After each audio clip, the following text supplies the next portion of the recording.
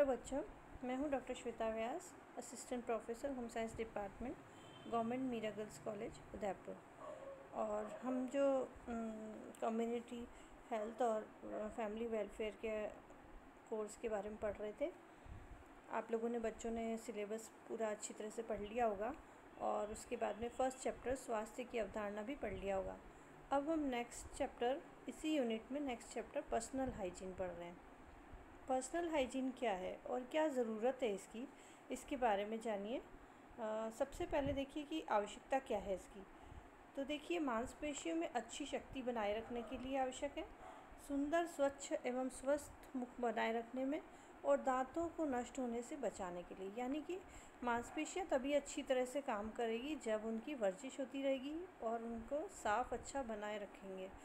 फिर सिर्फ ऐसा नहीं है कि व्यक्तिगत स्वास्थ्य का मतलब सिर्फ धो लेना अपनी चीज़ों को, वही काफ़ी है, बल्कि एक्सरसाइज करना, अपने मन को अच्छा बनाए रखना, ये भी व्यक्तिगत स्वास्थ्य के अंतर्गत आता है। तो मांसपेशियों में अच्छी शक्ति बनाए रखने में, सुंदर स्वच्छ एवं स्वस्थ मुख बनाए रखने में, यानी कि आप मुंह को अपने को साफ़ रखेंगे। आप सभी को सुंदर और स्वच्छ मुख, स्वस्थ मुख यानी चेहरा बनाए रखने के में इंटरेस्ट होगा, सभी को अच्छा लगता है। तो उसको बनाए रखने के लिए भी व्यक्तिगत स्वास्थ्य की आवश्यकता है। और दांतों को नष्ट होने से बचाने के लिए, जो दांतों में कैविटीज़ हो जाती है, छेद हो जाते हैं या स्मेल आती है, तो ये अच्छा नहीं लगता है देखने में।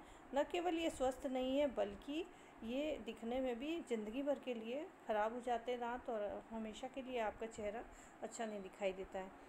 इसी तरह से त्वचा को स्वस्थ रखने और रोगों से मुक्त रखने में, यानी कि अगर हम स्वस्थ रखेंगे, उसको साफ़ रखेंगे, स्वस्थ रखेंगे, तो क्या होगा कि आपकी बीमारियां कम से कम आएगी। क्योंकि जहाँ बीमारी देखती है कि आपकी कट है कहीं पर, तो वो वहाँ से एंटर कर सकती है, जर्म्स जो है वहाँ से एंटर कर सकते हैं। ज़्यादातर जो संक्रमण वाले जो रोग हैं, जैसे कि अभी हम देख रहे हैं कोरोना इन्फेक्शन है, या फिर आपके जुकाम, खांसी, या फिर स्किन एलर्जीज़, ये सारी कुछ जो होती है, फोड़े फुंसी होते हैं, ये सब इसीलिए होते हैं क्योंकि सफाई की कमी रहती है। आप उसका नरिशमेंट स्किन का नहीं करते, आप स्किन का ध्यान नहीं रखते, तब होता है ये।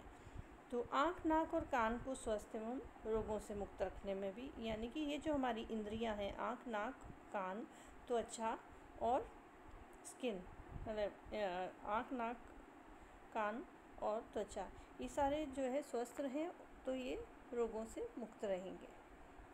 यदि हम व्यक्तिगत स्वच्छता पर ध्यान दें तो दस्त, चमड़ी और आँख के संक्रमण की संभावनाएं काफ़ी हद तक घट जाती है। यानी कि ये ख़ास तौर से है, ऐसा नहीं है कि और भी चीज़ों में आपको फ़ायदा नहीं होगा, लेकिन ख़ास तौर से ये जो 3 समस्याएं होती हैं, उल्टी दस्त की, चमड़ी के इन्फेक्शन की और आँखों के इन्फेक्शन की, ये बहुत ज़्यादा अपनी साफ़ सफाई के ऊपर निर्भर करती है। तो यदि व्यक्तिगत स्वच्छता पर पर्याप्त ध्यान दिया जाए तो ये सब संक्रमण बहुत कम हो जाएंगे।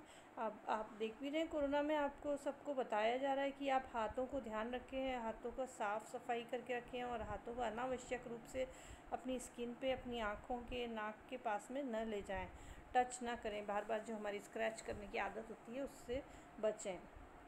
तो व्यक्तिगत स्वच्छता सुनिश्चित रखने के लिए ये भी आवश्यक है कि घर के पास पर्याप्त मात्रा में पानी उपलब्ध हो, क्योंकि आपको मालूम है हैंड वॉश जो अभी बहुत ही इम्पॉर्टेंट हो रहा है कि आपको बार बार हाथ धोना पड़ रहा है, तो उसके लिए ज़रूरी है कि आपके पास पानी जमा हो।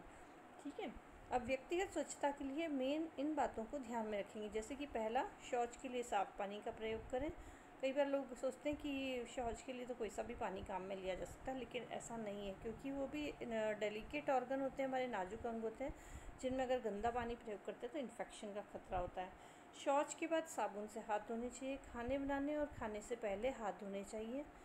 मिट्टी में, धूल में अगर बच्चे खेलते हैं तो उनको बार बार हाथ मुंह धोने चाहिए, साबुन से हाथ धोने चाहिए। छोटे बच्चे जब अगर कपड़ों में गंदगी कर देते हैं तो उसको पड़ा नहीं रखें उसको कि कल धो लेंगे, ऐसा नहीं है, उसको तुरंत साफ़ करें और कपड़े धोकर साबुन से और सुखाने डाल दें। धूप में सुखाने से बहुत ज़्यादा इन्फेक्शंस ख़त्म हो जाते हैं, जर्म्स ख़त्म हो जाते हैं, बहुत सारे जर्म्स ऐसे हैं जो धूप से ख़त्म हो जाते हैं। जो भी कपड़े और चादरें हैं वो धोने के बाद उन्हें धूप में सुखाएं, तो धूप में कीटाणु मर जाते हैं।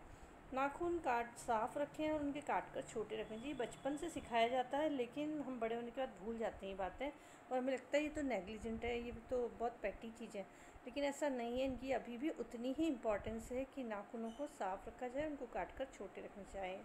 ख़ास तौर से ये जो समय है, इस समय इन्फेक्शन वाला, इस समय में तो इन बातों का बहुत ही ध्यान रखा जाना चाहिए।